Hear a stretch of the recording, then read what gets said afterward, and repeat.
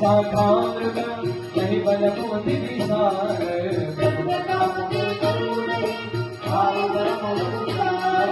मंगल भवन मंगल हारे मन संतोष सुनत कपि बानी आशीष दीन राम प्रिय जाना अजर अमर गुरु निधि सत्य होय कृपा प्रभु रस तुहि काना मारे मारे नामे सिकत सीसा अमृत कृत्य भय उदय माता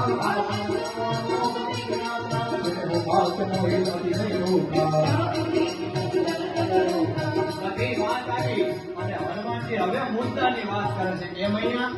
આ બધી વાત સાચી રામજી આવશે અને તમને જોડાવીને થઈ જાય પણ અત્યારે આ બધા સરસ મજાના ઝાડવા જોઈ અને મને ભૂખ લાગી છે હવે વાનરનો સ્વભાવ એટલે હનુમાનજી મહારાજે કીધું સીતા મૈયા કહે છે કે તને ભૂખ લાગી વાત સાચી પણ આ જાણવે રાક્ષસો ઊભા છે તને મારશે તું ખાઈશ કઈ રીતે કે એનો મને કાંઈ વાંધો નથી ખાલી તમે આજ્ઞા આપી દો એટલે આગળ કામ ચાલુ હનુમાનજી